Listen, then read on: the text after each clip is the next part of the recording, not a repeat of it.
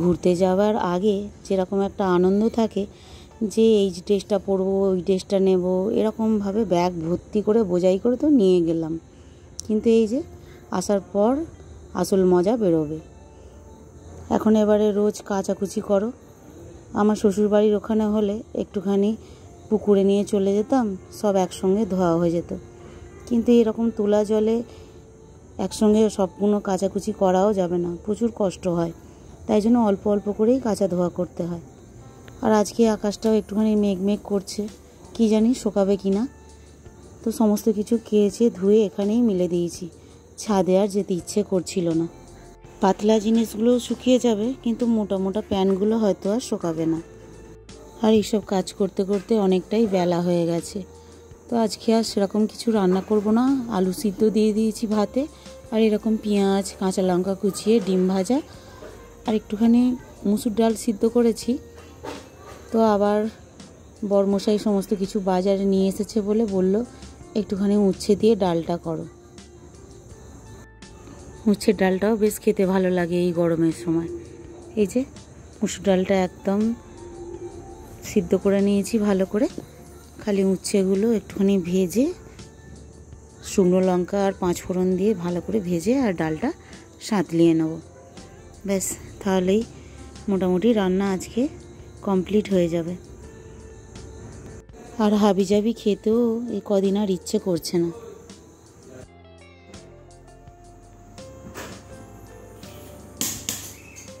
কদিন সবজি ছিল না বলছিলাম, আজকে সবজি আনতে বলেছি, তো একদম পাহাড় পর্বত সবজি নিয়ে চলে এসেছি, বুঝতে পারলে। সবজিগুলো এখন একটুখানি ফ্রিজে দিয়ে রাখবো। তো এই যে এখানে আজকে নিয়ে এসেছে কি জানো, সুজনি শাক। সুজনি শাক ভাজা খেতে খুব ভালো লাগে। আর নিয়ে এসেছে এরকম নাজনে ডাঁটা, এরকম নাজনে ডাঁটা এনেছে। এটা খুব শাঁস, খোসাটা অল্প। আর এখানে নিয়ে এসেছে উচ্ছে আর শসা, পটল, টমেটো এইসব। ওবেলা তো সেরকম কিছু রান্না করিনি, এবেলা একটুখানি ডিম ভাজা করব আর একটুখানি পটল ভাজা করতে বলবো। আর এই যে এখানে নিয়ে এসেছে তরুলি, তরুলি নিয়ে এসেছে। এখানে নিয়ে এসেছে কুমড়ো, কুমড়ো নিয়ে এসেছে। আর এই যে ঢ্যাঁড়স, ঢ্যাঁড়স ভাতে খেতে ভাজা খেতে খুব ভালো লাগে। এখন এগুলো একটুখানি গুছিয়ে নিই, তারপর রান্না করতে হবে। আর এসে না খালি ঘুম পাচ্ছে, জানো তো, খালি ঘুম পাচ্ছে। কোথা থেকে যে এত ঘুম এসে জড়ো হলো ভগবান জানে। ঘুমাচ্ছি, দুপুরে ঘুমাচ্ছি, সন্ধ্যে হয়ে যাচ্ছে, আর রাত্রে ঘুমাচ্ছি, দুপুর হয়ে যাওয়ার পর, এরকম ব্যাপার।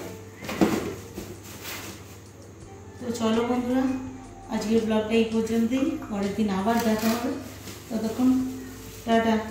মাথা নালে কাজ করবে না, সব ঠিকঠাক করে গুছিয়ে রাখি, তা নাহলে আবার কালকে থেকে যুদ্ধ চালু হবে। এই রান্না করো, সেই রান্না করো, আর সবজিগুলোকে খুঁজে পাবো না, সব প্যাকেট খুলে খুলে আবার দেখতে হবে না কোথায় কী আছে।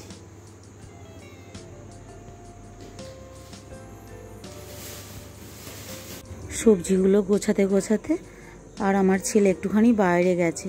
তো ব্যাস, আমার পিছনে যে গাড়ি রাখার জায়গাটা, ওইখানেই এত বড় একটা বিছে ছিল জানো। ভাগ্যিস বড় ছেলেটা দেখতে পেয়েছে। তো কোনো রকমে মারতে তো পারবে না, লাস্টে 1 বোতল অ্যাসিড ছিল, সেটা ছুঁড়েই মারা হলো জানো।